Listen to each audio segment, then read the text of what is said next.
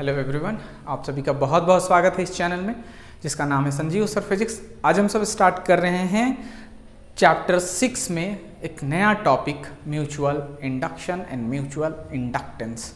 इस वीडियो में हम सब कवर करेंगे म्यूचुअल इंडक्शन, म्यूचुअल इंडक्टेंस जिसका दूसरा नाम कोफिशिएंट ऑफ म्यूचुअल इंडक्शन है, mutual induction of two long coaxial solenoid और lastly factor on which mutual inductance depend. इससे पहले के भी वीडियो को आप देख सकते हैं, लिंक डिस्क्रिप्शन में दिया जा रहा है। जैसे कि self induction and self inductance के भी वीडियो को अपलोड किया गया है, फैराडे लॉ, लेंज लॉ, इन सारे टॉपिक पर वीडियो अपलोड किए गए हैं, तो आप उन वीडियोस को देख सकते हैं, लिंक डिस्क्रिप्शन में दिया जा रहा है। तो चलिए शुरू करते हैं आज का वीडियो।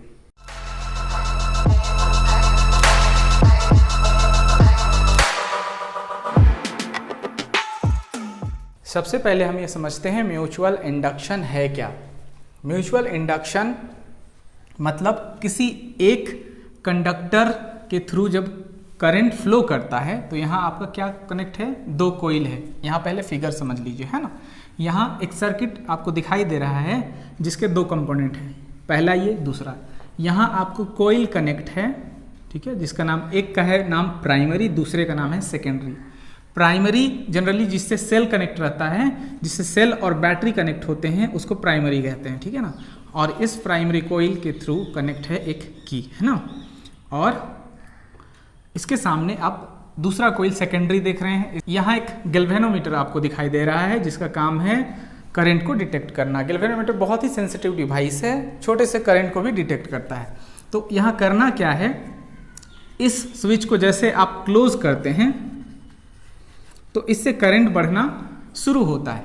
जैसे इस पर करंट बढ़ना शुरू होता है तो इसके अक्रॉस मैग्नेटिक फील्ड भी बढ़ना शुरू होता है, और मैग्नेटिक फील्ड बढ़ने से क्या होता है, मैग्नेटिक फ्लक्स भी बढ़ना शुरू हो जाता है। तो मैग्नेटिक फ्लक्स जब ये चेंज होगा तो इस कॉइल में ऑटोमेटिक एक करंट इंड्यूस्ड हो जाएगा, है ना। करंट या ईएमएफ इंड्यूस्ड हो जाएगा, ठीक है, जिस करंट को डिटेक्ट करेगा गैल्वेनोमीटर। इसी प्रोसेस को बोलते हैं म्यूचुअल इंडक्शन। म्यूचुअल मतलब कम से कम दो, है ना। म्यूचुअल मतलब कम से कम दो, तो यहाँ दो कोइल है। तो म्यूचुअल इंडक्शन को हम सब डिफाइन करते हैं। Mutual induction is the phenomena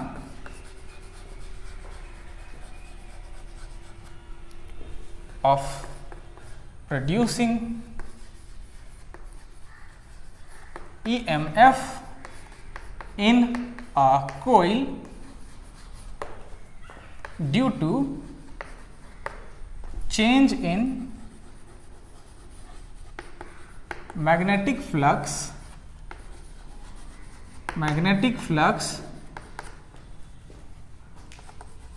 in another coil। Another या अदर कोइल, है ना। किसी दूसरे कोइल में मैग्नेटिक फ्लक्स चेंज होने से किसी दूसरे कोइल में करंट इंड्यूस्ड हो जाना ही म्यूचुअल इंडक्शन है ना। मतलब इसमें जब करंट बढ़ने लगता है तो इसके अक्रॉस मैग्नेटिक फ्लक्स चेंज होता है, और ये मैग्नेटिक फ्लक्स क्या होता है, एक तरह से वो फोर्स होता है। मैग्नेटिक फ्लक्स क्या होते हैं, magnetic field line per unit area vector, ठीक है। तो यहाँ जो मैग्नेटिक फ्लक्स है वो इसको प्रभावित करेगा, इस पर भी फोर्स लगाएगा, और इस पर जब फोर्स लगेगा तो इसके चार्ज मूव करेंगे जिसकी वजह से करंट जनरेट हो जाता है ना।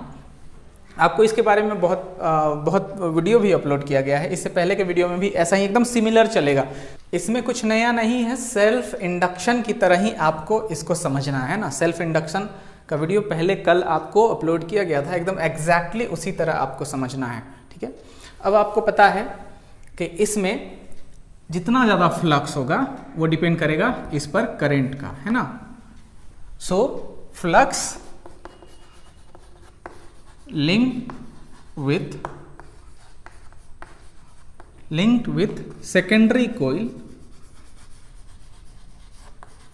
coil is directly proportional to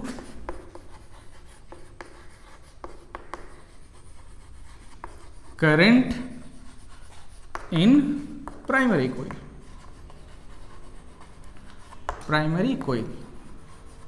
ठीक है। करंट इन प्राइमरी कोइल को आप ले लीजिए IP, और फ्लक्स इन सेकेंडरी कॉइल, उसको ले लीजिए phi S. So phi S directly proportional to, ठीक है। अब यहाँ इसको इक्वल करने के लिए एक कांस्टेंट आप इंट्रोड्यूस करेंगे m, और यही m है म्यूचुअल, आप इसको पहले m कांस्टेंट ऑफ प्रोपोर्शनलिटी भी कह सकते हैं, कांस्टेंट ऑफ प्रोपोर्शनलिटी,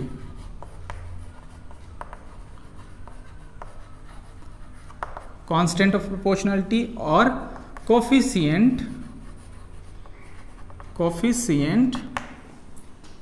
ऑफ, यहाँ क्या बताया गया है topic, coefficient of mutual induction या म्यूचुअल इंडक्टेंस भी बोल सकते हैं, कोफिशिएंट ऑफ म्यूचुअल इंडक्टेंस,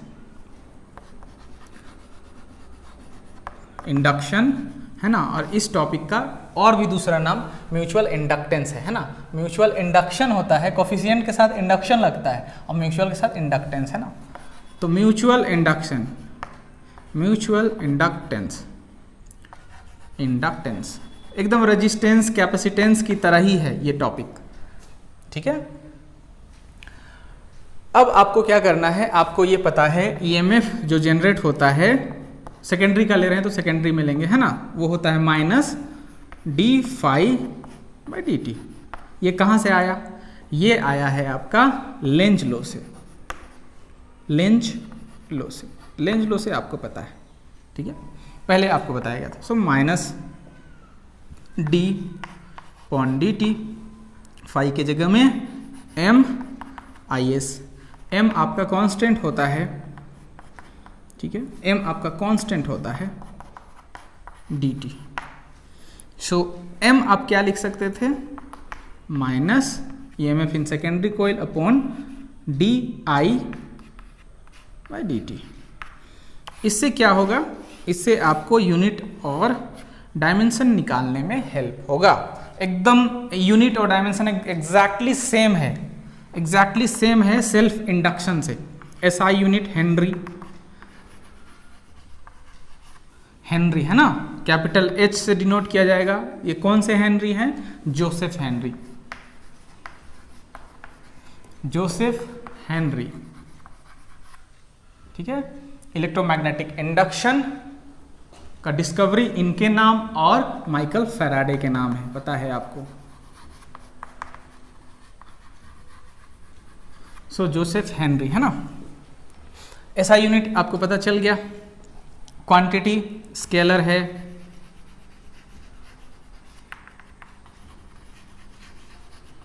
ठीक है, और डायमेंशन आप कैलकुलेट कर सकते हैं।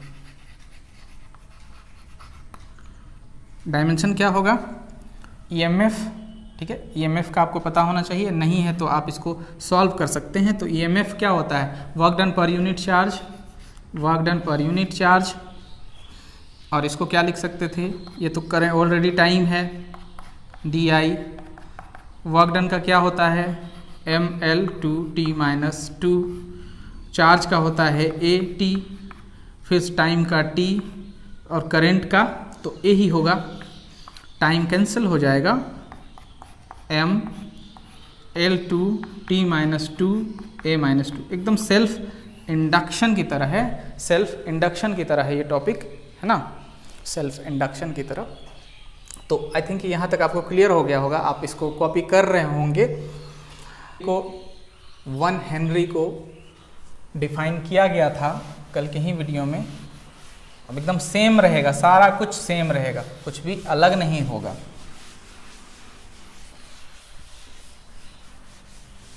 वन हेनरी क्या होगा, वेबर पर एम्पियर, वेबर पर एम्पियर, और भी एक तरीके से डिफाइन किया गया था इसको।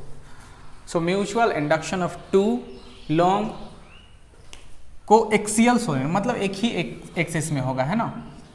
तो एक सोलेनोइड आप ऐसे, सोलेनोइड आप इस पर करंट I1 कंसिडर कर लें, ये सोलेनोइड 1 है, ठीक है। इस पर दूसरा सोलेनोइड एक जो इसको पूरी तरह से कवर करता है। इनका लंबाई L solenoid 2, number of turns इसमें कंसिडर कर ले N1, इसमें N2, area of cross section दोनों में area of cross section same है। तो कल आपको बताया गया था सोलेनोइड की वजह से मैग्नेटिक फील्ड कितना होता है, magnetic field due to solenoid कितना है, मैग्नेटिक फील्ड B पहला के लिए लेंगे तो B1 हो जाएगा म्यू नॉट N I। अब यहाँ ठीक है, N क्या है, number of turns per unit length, N1 by L, N2 by L, दोनों का लेंथ सेम है, नंबर ऑफ टर्न्स अलग अलग है। तो B1 N1 ठीक है, I1 इसको ले सकते हैं। अब मैग्नेटिक फील्ड आपको पता चल गया तो इसको आप मैग्नेटिक फ्लक्स भी निकाल सकते हैं, magnetic flux in secondary coil. पहला में मैग्नेटिक फील्ड जो जनरेट होगा वो सेकेंड में फ्लक्स प्रोड्यूस करेगा, है ना, मैग्नेटिक फ्लक्स। मैग्नेटिक फ्लक्स क्या है इन सेकेंडरी कोइल या इन S2, S2 क्या है, कितना आ जाएगा B1A, B1 का वैल्यू कितना है mu naught N1 IA, N1 की जगह में आप वैल्यू रख सकते हैं N1 by L, mu naught N1 की जगह में N1 बाय L I1A, ठीक है। अब total number of turns magnetic flux in S2 है ना, यही आपका आप ले सकते थे इसको φ2, मैग्नेटिक फ्लक्स कितना हो जाएगा φ2, S2 में कितना हो जाएगा, तो total number of turns S2 में कितना है N2 है, टाइम्स जो अभी निकला mu naught N1 I1 A by L।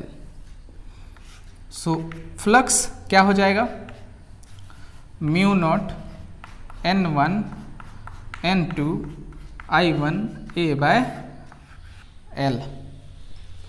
अब आपको म्यूचुअल इंडक्शन पता है, म्यूचुअल इंडक्शन को यहाँ इंट्रोडक्शन करेंगे। M12 मान लीजिए mutual induction of coil 1 with respect to 2 है, ठीक है। सो अभी क्या हो जाएगा, ये phi is equals to M I ऐसा कुछ था, है ना। तो φ2 जब आप निकालेंगे तो ये 1 2 और ये 1, सो यहाँ से ये φ2 और ये φ2 इक्वल हो जाएंगे, है ना। तो इक्वेट कर लें M12 I1 is equals to mu naught N1 N2 I1 A by L, I1 हो गया cancel. So mutual induction M12 mu naught N1 N2 A by L। Similarly लिख सकते हैं, एकदम एग्जैक्टली जाएगा। सिमिलरली आपको M21 भी लिख सकते थे, कोई बदलाव नहीं होगा। Mu naught N1 N2 A by L, ठीक है, दोनों एक्सप्रेशन सेम है। फैक्टर देख लेते हैं, फैक्टर ऑन विच, फैक्टर बहुत ही आसान है याद करना। ये जो फैक्टर है इसमें पहला है geometry of coil. Geometry of coil मतलब इसका मतलब shape size,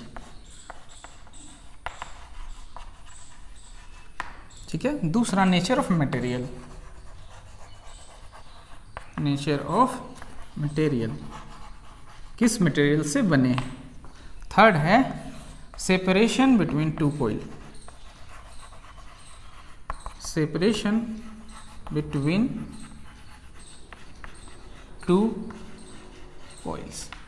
so I hope यहाँ तक आपको क्लियर हो गया होगा। इससे पहले के वीडियो को अगर आप देख लेते हैं तो वो और ज़्यादा क्लियर होगा। सेल्फ इंडक्शन वाला वीडियो जरूर आप देखें, क्योंकि बिना सेल्फ इंडक्शन को देखे ये टॉपिक भी क्लियर नहीं होगा। उसी की तरह ये है, एकदम सिमिलरली चलता है, ठीक है। थोड़ा बहुत एक्सप्रेशन का इसमें डिफरेंस है, क्योंकि इसमें 2 कोइल चाहिए, मिनिमम 2 कोइल आपको बताया गया, प्राइमरी एक सेकेंडरी, है ना। तो 2 यहाँ सोलेनोइड 2 था, उसमें सोलेनोइड 1 था। तो इसी तरह आप इसको समझ सकते हैं। Thank you so much for watching this video.